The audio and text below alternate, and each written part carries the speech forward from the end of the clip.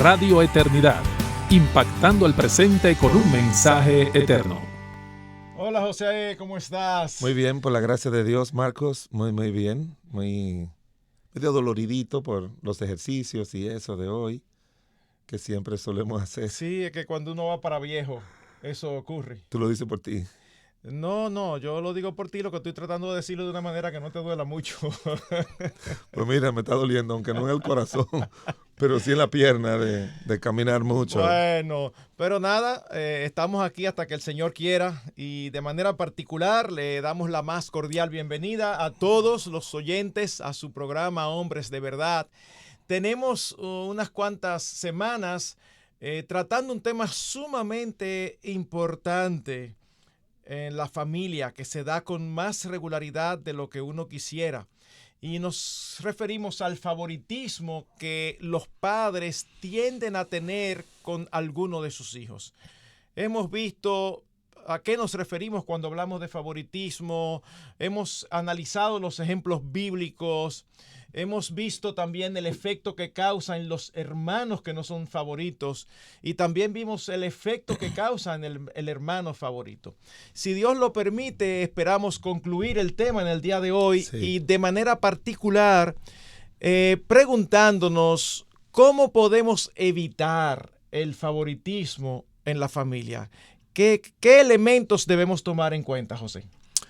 Bueno, déjeme ampliar una de esas, de la declaración que dijo Marcos en este instante. Él dice, el favoritismo en favor de un hijo, tú dijiste. Exacto. Pero quiero decirle esto a todos nuestros oyentes y las personas que nos ven, Marco. Pudiéramos decir así, y yo sé que tú vas a estar de acuerdo, que el título pudiera ser el favoritismo en contra de los hijos, ¿verdad? Ah, sí, totalmente de acuerdo. Porque si tú tienes 4, Marcos, y tú tienes tu favorito, es el favoritismo en contra, o sea, tú estás favoreciendo contrariamente, por decirlo así, a los otros 3. Y al favorito también, como vimos. O sea, en otras palabras, tú estás afectando a todos. Lo estás afectando, no hay manera de que los ayude. El favoritismo no ayuda ni al hijo favorecido. Ni siquiera al favorito. Ni siquiera al hijo favorecido. No lo ayuda de todas maneras. Pero ahora estamos hablando cómo evitarlo. Ya hemos dicho y hemos definido eso como aquella inclinación de valoración, de aprecio, de cercanía que se tiene un padre hacia uno de los hijos. Uh-huh. Es como se define el favoritismo. Y eso es muy dañino para todo lo que significa la vida emocional, la vida de valoración, aún la vida espiritual de los hijos, aún la vida espiritual. Pero contestando la pregunta que Marcos hace de cómo podemos evitarlo, yo pienso que una de las principales razones por las que tenemos que podemos evitar el favoritismo es evitando las comparaciones. Cuando nosotros hacemos comparaciones de nuestros hijos frente a ellos, normalmente esas comparaciones no se hacen con justicia. Siempre se hacen en desmedro de uno de ellos o de los demás. Si uno sacó buenas notas y uno siempre está elogiando a eso es interpretado por los hijos con el favoritismo, porque algo que queremos recordarle a los hermanos y a todos los oyentes y es que no es la intención con la que el padre lo haga, sino la manera en que el hijo, en su nivel de niño, lo mira. Uh-huh. Entonces, el cuidado es que usted tiene que tener esa cuidado, repito, valga la redundancia, tiene que cuidar que cualquier acción que se diga, se haga en favor de un hijo, ¿cómo es que los demás lo van a interpretar? Entonces, para estar siempre aclarando, no, yo dije eso de Juancito, porque Juancito siempre saca buena nota, pero eso no significa que Luisito no es bueno. Ya cuando tú haces aclaraciones, ya hiciste el daño, porque el hijo toma la primera, porque su nivel de valoración depende mucho de los padres. El nivel de valoración que cada ser humano tiene de sí mismo va a depender mucho de los padres, no de los amiguitos. Los amiguitos tienen influencias, ¿verdad? Por eso hablamos de evitar el bullying, porque tienen influencia, es su grupo de iguales. Pero quienes dan valoración a la vida de una persona, que le evita que su valía personal con que Dios le hizo no la tenga en los niveles que debe tenerlo, es más en el hogar que en la escuela. Porque si un niño llega a la casa y le dice a su mamá, mamá, me están molestando porque yo soy gordito o delgadito, y los papás les dicen, no, pero nosotros te amamos así fue que Dios te hizo. Dios te hizo así. Mira tu hermanito no es igual, pero tu hermanito está bien. Y mira, tú eres gordito, nosotros te amamos, eso no hay ningún problema. Es más, cuando andemos en la calle te voy a enseñar muchas personas gordas. ¿Y tú conoces a tío fulano? Sí. ¿Y tú conoces a...? Sí, mira, y él es rico, o él es buena persona, o es un buen cristiano, es un buen profesional. O sea, cuando el niño llega con ese tanque emocional de su valía lleno por cualquier circunstancia, eso le va a ayudar a que el niño tenga más fortaleza en su mente para enfrentar las dificultades con sus iguales. De manera que tenemos que estar claros de que no se pueden hacer comparaciones, ni tampoco hacer juicios de valor beneficiando a un hijo que a la final es afectando a los demás. ¿Qué otro aspecto tú puedes encontrar? Déjame abundar un poquito en eso, José, porque lo que voy a decir es algo que todo el mundo sabe, pero es impresionante cómo hay muchísimas cosas que nosotros sabemos, pero no los relacionamos con otras. Sí. Lo que todo el mundo sabe es que no hay dos hijos iguales. Aún tú tengas gemelos idénticos, hemos dicho esto varias veces, aún tú tengas gemelos idénticos, es impresionante cómo tienen personalidades no diferentes. Eso es el diseño de Dios. Eso es así. una maravilla. Entonces, si Dios da a cada uno una personalidad particular, fortalezas en ciertas áreas, debilidades en ciertas áreas, capacidades en ciertas áreas, entonces es injusto que nosotros comparemos. ¿Por qué razón? Porque Dios no lo hace. No. De hecho, algo importante que nosotros vemos en las Escrituras y que da mucho consuelo es que Dios no evalúa como lo evaluamos nosotros. En los colegios, por ejemplo, se evalúa de una manera absoluta. O sea, tú sacas la nota en virtud de las preguntas que tú contestes bien. Pero no necesariamente decimos que estamos en contra de esa evaluación.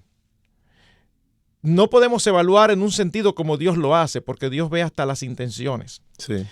Pero la evaluación de Dios no es una evaluación absoluta, sino que Dios evalúa a cada uno de acuerdo con lo que Él le ha dado a cada uno. Es por eso que en una porción de la Escritura dice que al que mucho se le da, mucho se le demanda. A uno se le dieron un talento, a otro le dieron 5, a otro le dieron 10. Y el que enterró su talento, el Señor no le dijo, tú debiste producir 5. Al que le dieron 5 y produjo 5, el Señor no le dijo, bueno, está ahí más o menos, pero hubo otro que produjo 10. No, porque el Señor sabía que le había dado 10. Entonces, nosotros no somos Dios, no vemos el corazón y no tenemos parámetros para evaluar a cada uno. Pero hemos dicho en más de una ocasión que puede ser que uno tenga un hijo que saque 90 y nosotros, conociéndolo, sabemos que no fue del todo responsable porque él tiene la capacidad de sacar 100 fácil. Y sin embargo, tenemos otro hijo que saca 85 y nosotros sabemos que lo dio todo porque su capacidad es de 85. Entonces, ya teniendo esto en cuenta, es injusto cuando nosotros los comparamos, porque la comparación solamente sería justa si todos tuvieran los mismos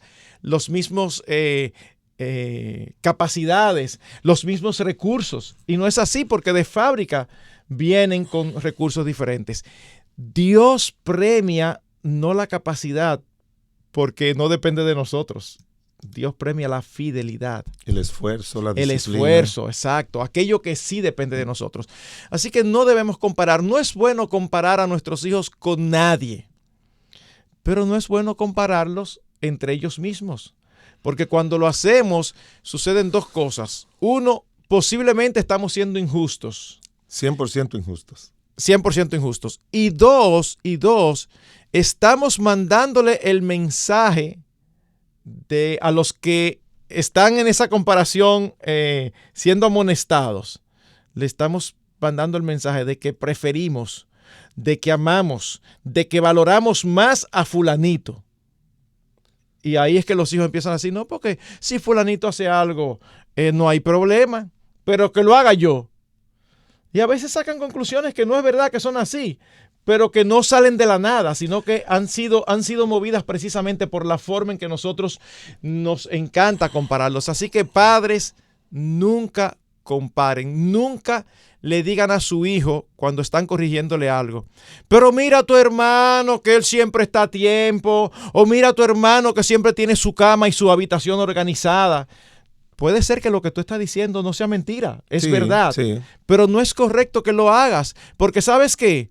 Yo estoy seguro, sin conocer el caso, que hay otras cosas en que tú le pudieras decir a ese hermano, sí, pero mira a tu hermano, porque hay cosas que este tiene que el otro no tiene. Así que no hay que estar remarcando ni enfatizando las debilidades o fortalezas en relación con otro.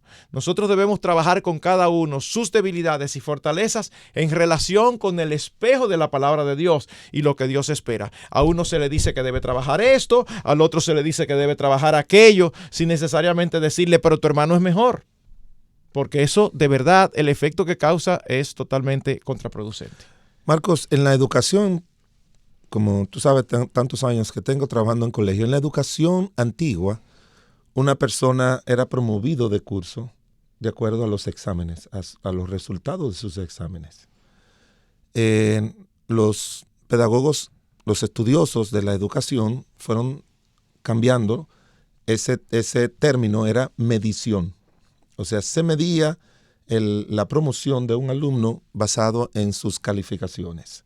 Con el paso del tiempo se dieron cuenta que eso era muy injusto y ahora no se habla de examen ni de medición, sino de evaluación. Ahora, ¿qué ellos quieren decir con evaluación? Que entran como 6 o 7 factores para que una persona tenga la calificación que necesita. ¿Qué significa eso? De que se van a evaluar varios factores al momento de poner la nota final. La nota final va a ser un promedio de esos valores. La nota promedio mensual, que es la que da el promedio final para la promoción o no, o la reprobación. Cuando llevamos eso al hogar, tú encuentras un hijo que tiene 94, 95 en las materias. Pero en cuanto a obediencia, en cuanto a cooperación, en cuanto a disciplina, es más rebelde que aquel que saca 80, 83, 85.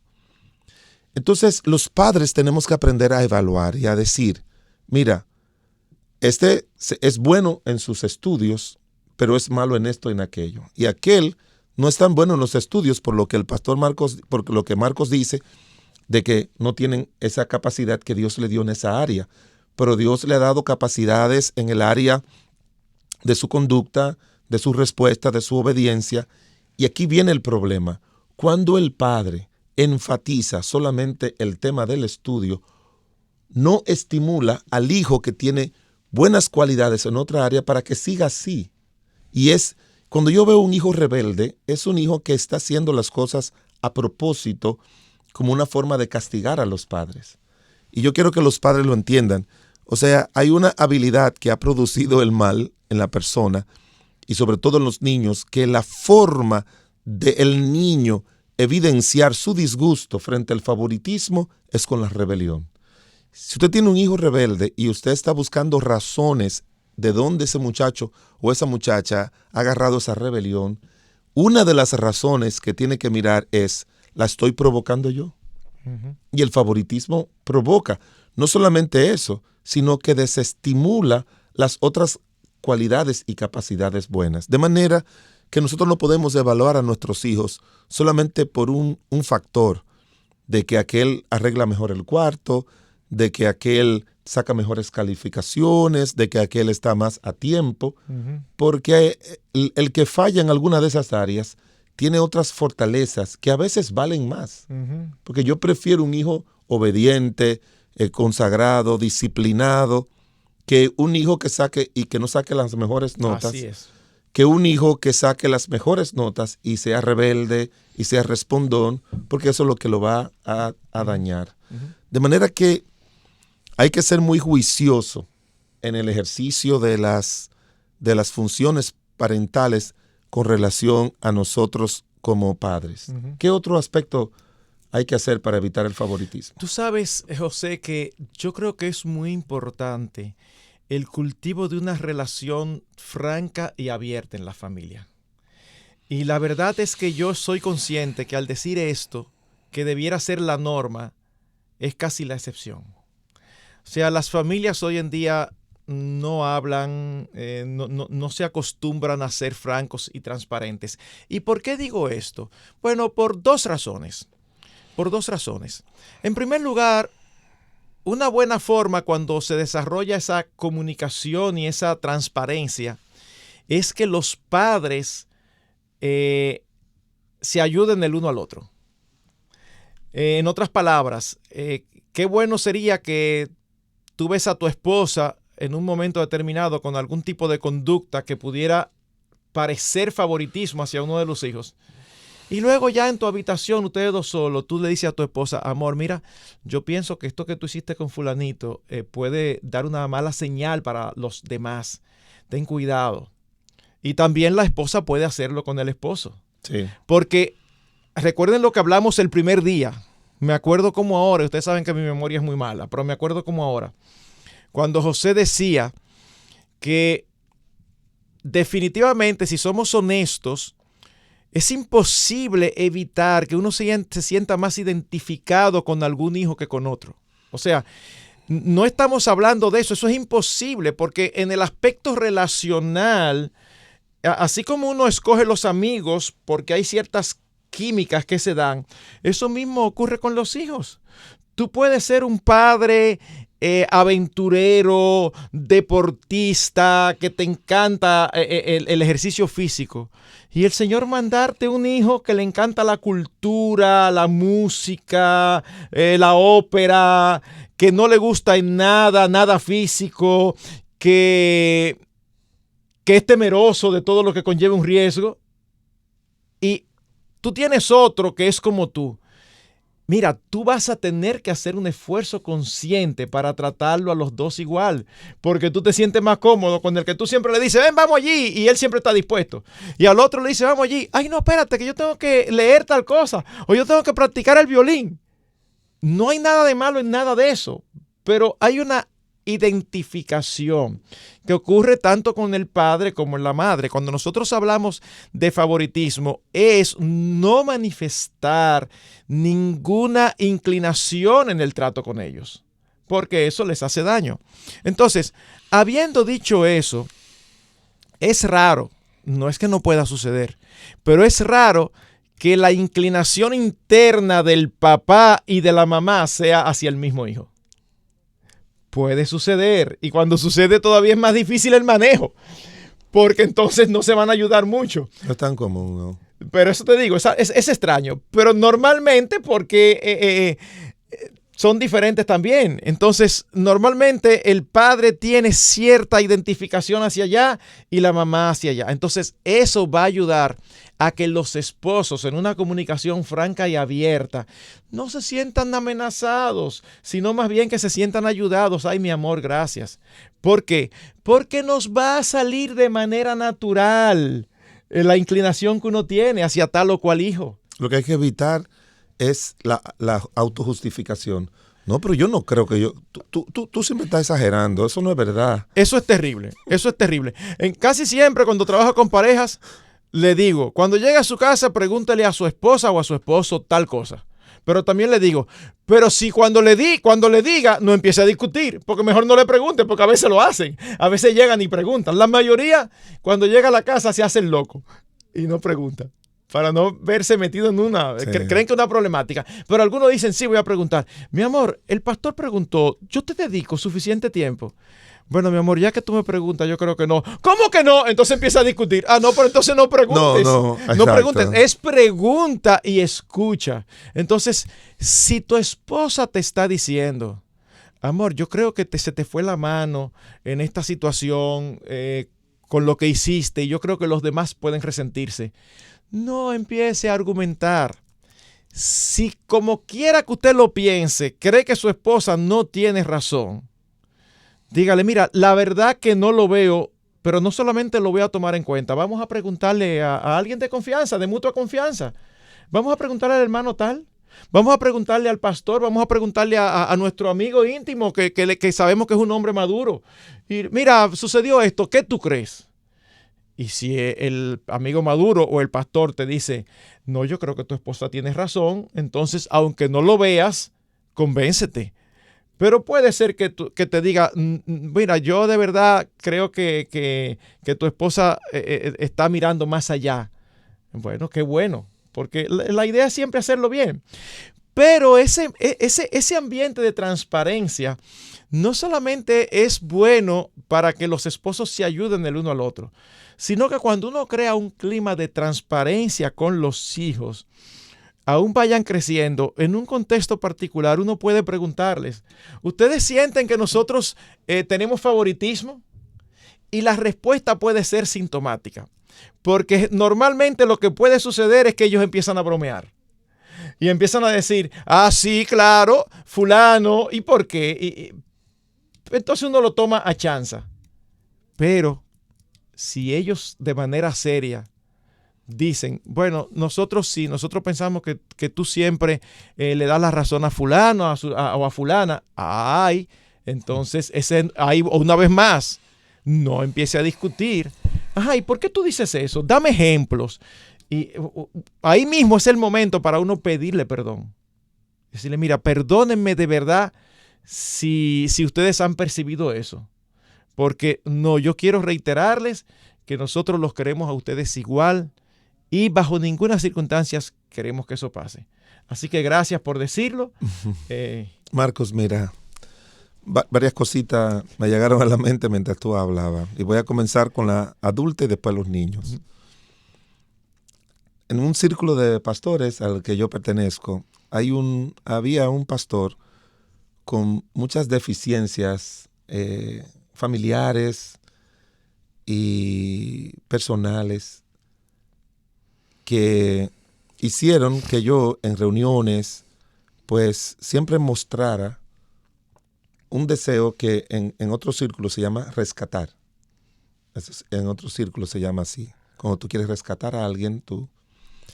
Y yo siempre tenía esa actitud así, hacia él. Y jugaba y lo buscaba, porque son de estas personas que no tienen amigos, que no crecieron con papá y mamá, que son muy ermitaños. Y yo traté de integrarlo. Lamentablemente todos mis esfuerzos no valieron la pena, pero yo lo hice delante de Dios y le tomé mucho cariño. Un pastor amigo, en una conversación general un día, yo no sé cómo llegó el tema, pero al final él dijo, no, porque yo me sentía mal contigo porque todo era con fulano. Óyeme, este asunto del favoritismo en todas las áreas afecta. Un día yo dije, a mí me gusta mucho cómo predica un pastor ahí del círculo ahí que yo pertenezco. Y hubo uno de ellos que dice, no, porque para ti, dentro de todo el grupo, el favorito tuyo es fulano. Pero yo nunca le he favorecido. ¿Tú me entiendes? Nunca yo he hecho algo para favorecerle. Estábamos haciendo comentarios de decir que a mí me gusta mucho fulano, como predica. O sea, la percepción que puede tener oye, nosotros son adultos ya, hombres de Dios. Por eso yo me reía mientras tú hablabas, porque me llegó solamente. La percepción que puede tener un adulto, imagínate un niño. No, o sea. Porque después yo me analizaba y yo sé que soy una persona muy intensa expresando mi afecto y mi cariño hacia quien lo tengo, que son muchas personas. Uh-huh. O sea, no es que soy retraído con los demás, no soy amable y afable con los demás, pero sí se manifiesta de verdad y por diferentes razones. De manera que nosotros tenemos que tener cuidado con el favoritismo hasta en el lugar de trabajo. Así es. En todas las áreas. Y estaba leyendo algo, Marcos. Antes de que tú lo leas, vamos a la pausa para que lo leas cuando retornemos y también me digas las otras ideas que te vinieron a la mente. ¿Cómo no? Quédese con nosotros en su programa Hombres de Verdad. Porque ningún donativo es demasiado pequeño para el dador de toda buena dádiva, agradecemos de todo corazón tu ofrenda de amor, la cual hace posible que programas como este continúen en el aire. Gracias por tu imprescindible y fiel apoyo financiero, el cual cambia vidas por la eternidad con programas como este.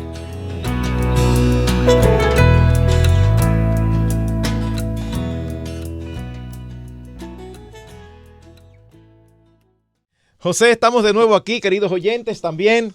Gracias por sintonizarnos y por estar con nosotros. Antes de la pausa, el pastor Agüero decía que habían varias cosas que le habían venido a la mente y mencionaba cómo aún entre los adultos, aún siendo pastores, se pueden afectar por el favoritismo. Y entonces iba a leer algo que le llamó la atención y ahora vamos a proceder a eso. Mira, fue algo relacionado con lo que tú decías ahorita, hace un momentico. Y era con respecto a que tú decías que con aquel hijo, ¿verdad? Que si el papá es aventurero, la mamá le gusta cocinar, y hay una hija que le gusta cocinar y quizás la otra no, se va a mostrar esto. Pero uno de los estudios que consultamos para traer estos temas habla, y yo lo estoy ampliando más, que tú puedes tener afinidad. Esa es la palabra, afinidad. Lo que el padre tiene en mente es lo siguiente. Aquí yo voy a tener toda libertad de relacionarme con mis hijos, basado como ellos son. Pero quiero hacerlo sin que se establezca una relación de favoritismo. Que quiero recordarle a los hermanos que nos ven y nos escuchan que el favoritismo tiene un nombre muy serio que se llama injusticia relacional. O sea, son actos de injusticia. Y si usted no mira así, usted sabe que cualquier acto de injusticia que usted vea en la calle, si usted ve usted vio lo que pasó en Estados Unidos hace unos meses atrás, donde un policía blanco, esa es la historia, ¿verdad?, mantuvo el cuello en la calle a un ciudadano de color negro, y eso hizo que el hombre se muriera y generó toda una protesta donde muchos comercios fueron saqueados y se hizo a nivel nacional por una injusticia. Y el favoritismo, oiga bien, es la peor injusticia, vamos a decir, una de las peores injusticias que se comete con los hijos. Si los hijos están presentes, la peor. Si los hijos no están presentes, pues la peor es, crío a este y aquel lo dejo criando con la abuela. Entonces el hijo también se va a preguntar lo mismo. Pero mira, hay una fórmula para uno evitar eso. Yo soy el papá, aquí está Tomasito, el hijo. A mí me gustan los deportes, como decía Marcos, a mí me gusta la aventura, a Tomasito también le gusta. Tomasito, tú eres mi compañero de aventura. Vámonos. ¿Tú quieres ir, Luisito? No, tú sabes que a mí no me gusta, a mí me da miedo esos deportes y me da miedo aquellas cosas y no. Ve con ellos. El hijo no lo interpreta así. El hijo lo interpreta como afinidad, que a papá le gusta eso, a Tomasito le gusta, pero a mí no. Y se queda jugando, no le molesta. Pero si el papá lo hace de una manera continua, esa afinidad puede verse como favoritismo. Sobre todo que los papás no tenemos tanto tiempo para compartir con nuestros hijos. Entonces ellos dicen, tú tienes tu afinidad con Tomasito porque Tomasito te acompaña. Es como cuando yo voy a algunos lugares, un museo, mi esposa no le gusta y yo le digo, no, mira, es que ahora tú andas conmigo. cuando vamos a la tienda, yo ando contigo. Tú puedes durar media hora, 2 horas en una tienda, a mí no me molesta porque yo ando contigo. Pero si vamos a un museo, tú andas conmigo. Porque a ti no te gustan los museos, a mí me fascinan. A mí no me gustaría pasar 3 horas en una tienda, pero yo ando contigo y yo la paso. Entonces después, recuérdate que Tomasito anda con papá. Ahora está Luisito. Luisito, ¿qué es lo que a ti te gusta? A mí lo que más me gusta son los animales, ir al zoológico. Mira, eso a mí no me gusta mucho, pero yo ahora soy tu compañero. Vamos para el zoológico. De verdad, papá, pero a ti no te gusta. No importa. Tomasito es mi compañero. Ahora yo soy el compañero tuyo. Y cuando tú tienes ese tipo de relación justa con Tomasito, con Luisito y con Carmencita, que el papá está claro de que yo tengo que tener una igualdad relacional con todos, primero lo va a hacer crecer, Marcos, al papá. Porque nosotros, los seres humanos, tenemos siempre que crecer en nuestra vida. Te va a hacer crecer.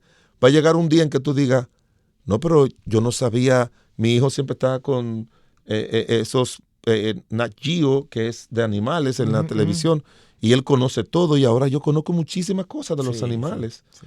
Ahora está muy interesante esto, porque mi hijo me explica y me dice, y cuando ese hijo llega a la casa, que papá me acompañó, o cuando llega Tomasito diciendo, papá me invitó, es lo mismo, Marcos. Sí. Entonces, la afinidad a la que se refería Marcos no es mala si tú la haces de aquí para allá, de allá para acá y de aquí para allá. Exactamente, muy bien. Tenemos que crear eso en todo el sentido.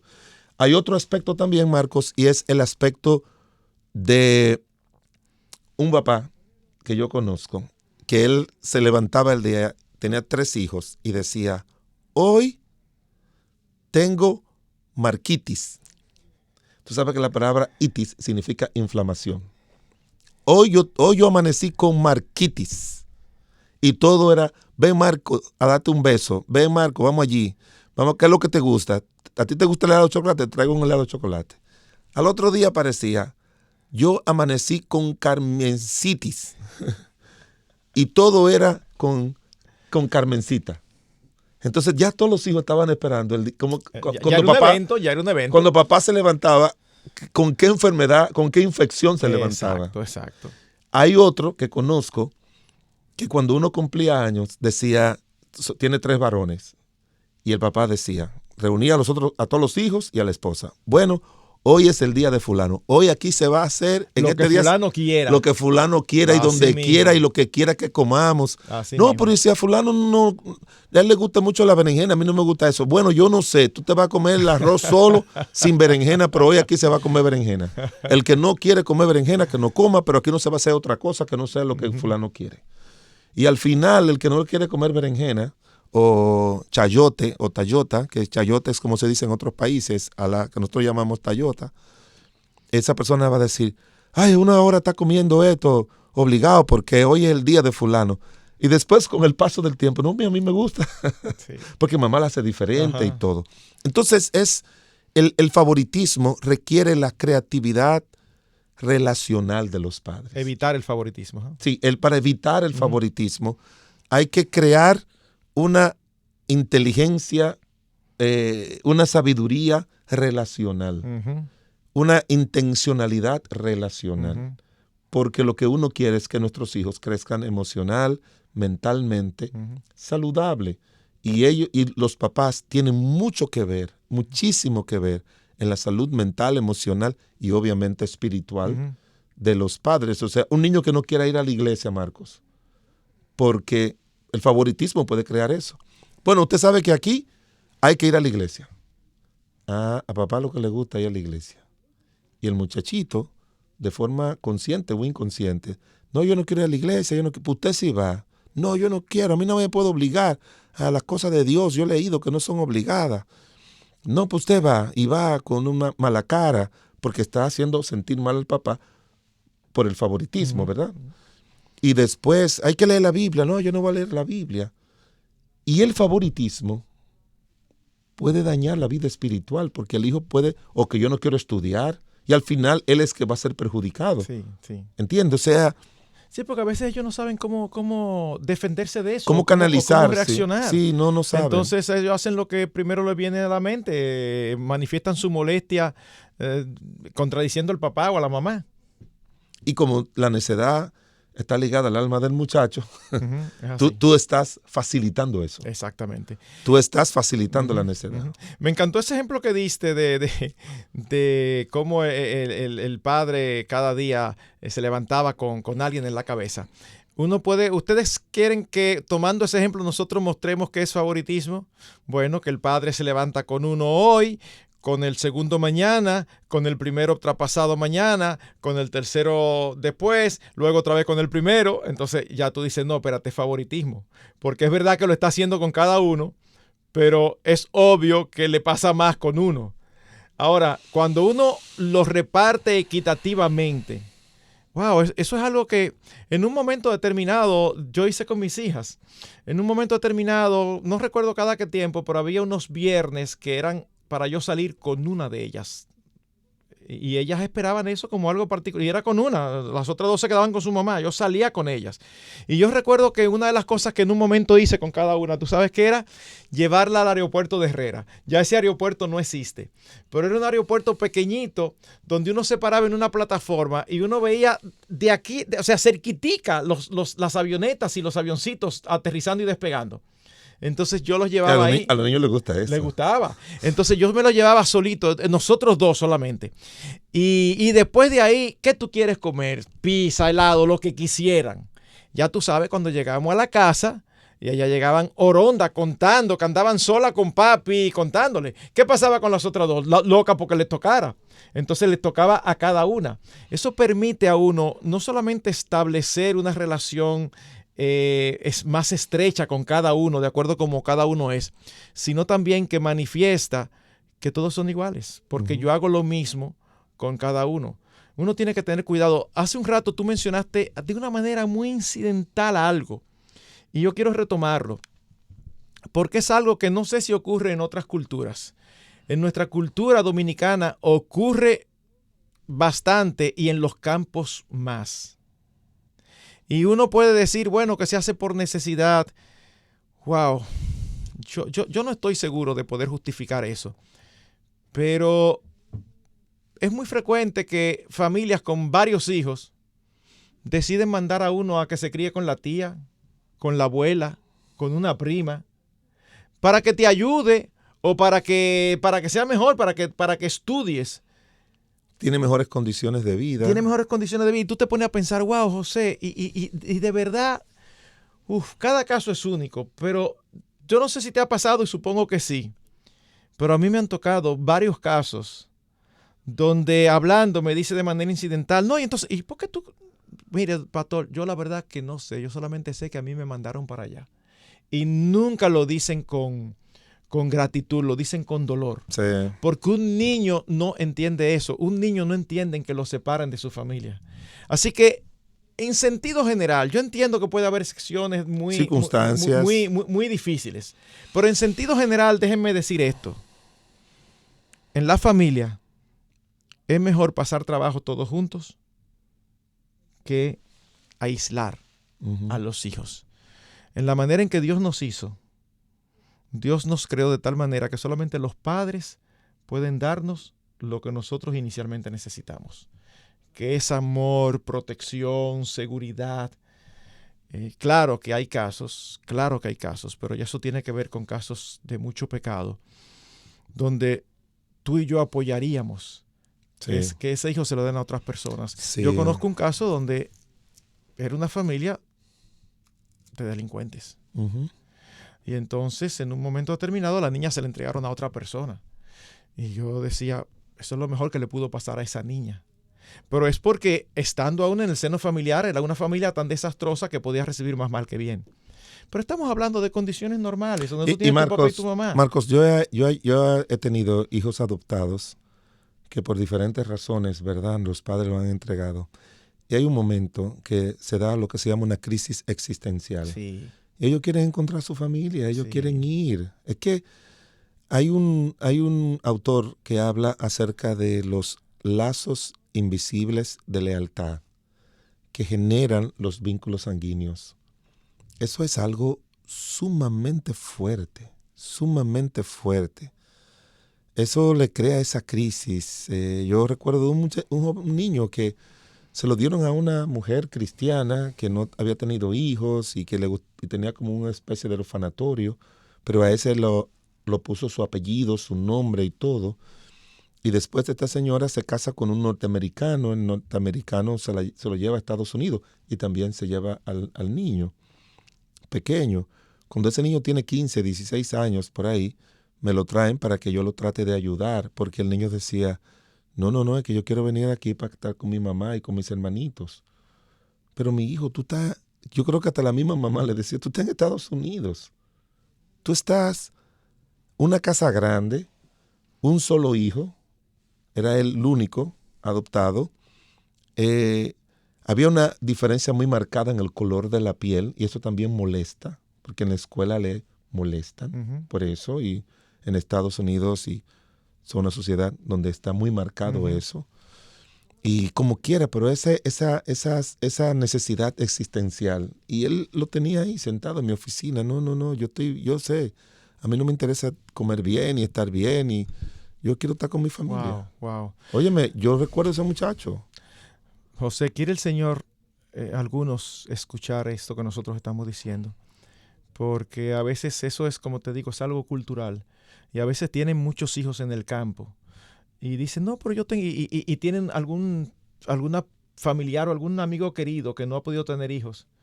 Y con toda la tranquilidad del mundo dicen, mira, yo tengo muchos. Yo te puedo ceder uno para que tú lo críes. Wow. Eso no deja de manifestar cierto desfavoritismo, si es que la palabra existe. O es como ocurre, por ejemplo, o ocurría, supongo que sigue ocurriendo, pero en una época en China, por ejemplo, solamente permitían un hijo y la mayoría quería varones. ¿Y qué hacían con las niñas? Cuando salió una niña, a veces la regalaban o se la endilgaban a familiares en zonas remotas, en zonas rurales, donde el gobierno no estaba tan pendiente para que las criaran. ¿Por qué? Porque ellos querían seguir intentando a ver si tenían un hijo. Eso es un favoritismo. Desde antes de nacer, un favoritismo dado solamente por sexo, por género. Pero es un favoritismo que es dañino. Esas hijas crecen con traumas. Claro que sí, Mi claro. papá no me quiso. Marcos, sí, mira, cuando yo estaba en la universidad estudiando esto de consejería o terapia familiar, como ellos le llaman, se dio un debate de que en qué momento hay que decirle al adoptado que es adoptado. Y yo le escuché a todos ellos. La mayoría, yo diría que casi el 100% decía que a los 6, 7, 5 años, que no se puede tener un niño engañado. Y tiene cierto sentido. Pero yo le decía, si hay cierta similitud de lo que ellos llaman los genotipos, o sea, si son 2 personas de color y un niño de color, o 2 personas de caucásicas, blancas, y el niño es blanco o parecido, donde no va a haber eso. Si vive lejos de amiguitos, de familiares, de primos que puedan delatarlo, yo le decía, en muchos casos, yo prefiero que lo sepa a los 18 años. Porque si lo sabe antes y esa pareja tiene hijos biológicos, porque hay personas que dicen, yo voy a adoptar uno porque nosotros no podemos, y adoptan un niño, pero a los 5 años tienen 2 o 3. Sí, naturales. Entonces, ese niño que ya sabe que esos no son sus padres, Marcos, cualquier corrección que molesta a un niño biológico, a este lo va a molestar doble. Porque lo va a interpretar como que eso es porque yo no soy su hijo. Exactamente. Entonces, después de todo ese tiempo, de esa teoría que yo decía, porque no le vas a crear ese aspecto insistencial. Pero tú después de 18 años te va a decir, tú me creaste engañado. Y tú le vas a decir, no. Lo que pasa es que la realidad en la que tú vivían tus padres, no era una realidad que te iba a favorecer.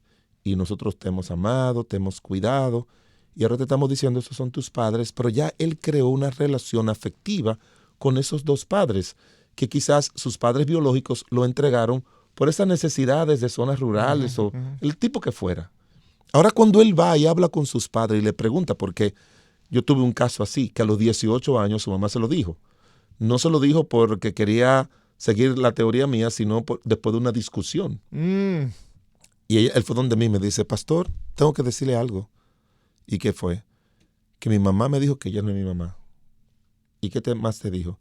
Yo nací en Nueva York, mi mamá era una drogadicta de la calle, ella lo dejó en el hospital, mi mamá me tomó, me adoptó, me dio su nombre y su apellido, y yo soy hijo de él. Y yo me siento mal. ¿Qué usted me dice? Que yo estoy feliz de la vida, mijo. Yo estoy feliz de la vida. Qué bueno que esa señora que yo he visto varias veces te haya adoptado. Ay, pero Dios te bendijo, mijo. Porque mira, a través de ella tuviste una mejor crianza y no fuiste a parar a un Chester, que son los lugares donde ponen esos niños así, que son terribles en Estados Unidos. Te dieron una buena educación, te dio su apellido, te dio su cariño, te trajo a vivir para acá. Eso te facilitó venir a la iglesia, conocer a Cristo cuando tienes 16 años. Así que tú debes darle gracias a Dios por esa señora. Oye, él, en vez de impactarle, pero ella tiene madurez para eso. Yo no solo puedo decir eso a un niño de 7, 8 años, no tiene madurez para entender eso. Y aún así, ya cuando ella le animó a que se fuera a Estados Unidos, porque ya tú tienes 20 años, ella puede tener mejor futuro, y por algunas circunstancias que él tenía, y se fue, yo le dije, no, pero tú debes darle gracias a Dios todos los días por esa mamá, por esa señora. Esa es tu mamá. Esa fue la mamá que Dios te puso.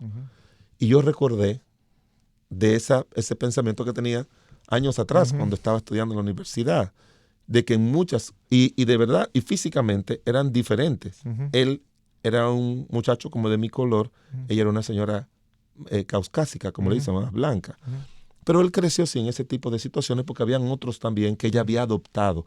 Pero a esos no lo miraba, no, eran adoptados que se sabían que no era su mamá. Okay. Pero a ella nunca le dijo hasta ese punto. Entonces, yo digo todo eso porque el problema es cómo va a interpretar el hijo. Yo quiero que antes que termine el programa decirle eso a los padres. Cómo usted no solamente pueda pensar en cómo la intención con que usted la está haciendo, sino cómo lo van a percibir los hijos. Y mira, Marcos, encontré algunas cosas aquí que ya se nos está yendo el tiempo, solamente las voy a leer para darle algunas explicaciones que dan el mismo site, el mismo lugar que estábamos consultando. Dice, número 1, hay que explicar cómo mejorar, pero sin remarcar sus fallos, motivándoles y acompañándoles, lo que tú decías al principio. 2, dedicar tiempo individual a cada uno de los hijos y realizar con ellos alguna de sus actividades favoritas, como también tú lo decías. Solamente lo estamos puntualizando. Resumiendo. 3, aceptar que cada uno es diferente. No tiene que parecerse entre ellos ni en sus progenitores. Debe permitírsele la exploración y que indague en sus gustos y en sus aficiones. Y esto es fundamental para su desarrollo. 4, involucrar a todos los hermanos para que puedan dar su opinión o su punto de vista, sobre todo cuando tengan que consensuar algo en el hogar. Y otra más es establecer las mismas consecuencias para todos en la medida y en la proporción igualitaria.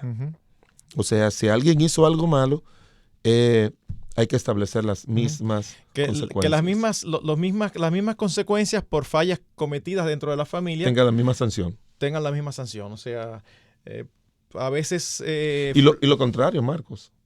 Las mismas recompensas. La misma recompensa. También. Siempre pongo de ejemplo cuando un padre viaja y regresa. Y entonces, ay, mira, fulanito, te traje lo que tú me pediste, esto y esto. Mira, a ti te traje esto y esto. Y luego llega el tercer hijo. Y mira, mi amor, a ti te traje esto y también te traje esto y esto y esto y esto. Y los hermanitos se quedan como, uy, ¿qué pasó? O sea, eso no significa que si usted le trae 2 cosas a uno, no le pueda traer 3 a otro porque quizás las necesite y el otro no. No es eso. No nos vayamos a la parte literal. No, es que en todo lo que nosotros hagamos, en todo lo que nosotros realicemos con nuestros hijos, nosotros manifestemos un trato igualitario. Eso les va a permitir crecer emocionalmente estables y sólidos. Y algo que quiero agregar, Marcos, y es que también hay que ofrecer el mismo afecto. Si hay algo que yo quiero enfatizar, usted tiene hijos pequeños y grandes, el mismo afecto. Dele besos, dele abrazos cuando los niños tengan 2 años, cuando tengan 5, cuando tengan 7, cuando tengan 10, cuando tengan 20 y cuando tengan 50. Amén, así mismo. Yo a mis hijos, Marcos, el menor tiene 35 años y yo le digo yo te amo, yo le doy besos, a los varones yo le doy besos. Muy bien. A la hija yo le doy muchos besos, lo hago igual con las nietas. Así es. Pero yo creo mucho en el afecto. El afecto es algo que va a generar un ambiente, una relación tan cercana, al punto tal, Marcos, que no menciona besos, que un pastor tiene que estar dándole besos a sus miembros, pero dice la Biblia que tiene que ser afable. ¿Entiendes? O sea, y eso es un trato cariñoso, pero no físico. Pero tiene que ser afable. Así es. Se lo pide, es uno de los requisitos que se le pide al pastor. Porque recuérdate que el Señor lo ve como, no quiere que lo veamos como ovejas. Y tú le das un trato afable desde un punto de vista respetuoso. Y yo, con esas viejitas, como no puedo estar besando a las jóvenes y a todo el mundo, pero esas viejitas de la iglesia, le doy mucho beso. Yo le doy mucho beso y mucho abrazo porque no hay forma de que yo se lo digo, le digo muchos piropos o halagos dentro de un marco, ¿verdad? Porque a mí me fascina el aspecto del afecto y en el hogar y en el matrimonio también. Amén, con la esposa. Amén. Yo creo que es una buena manera de terminar. El tiempo se nos ha ido y les exhortamos a hacer todo lo que esté a su alcance para evitar el favoritismo en el hogar y acostúmbrese a amar individualmente a cada uno de una manera fervorosa y tierna. Que el Señor les guarde. Nos vemos en una próxima entrega. Radio Eternidad, impactando el presente con un mensaje eterno.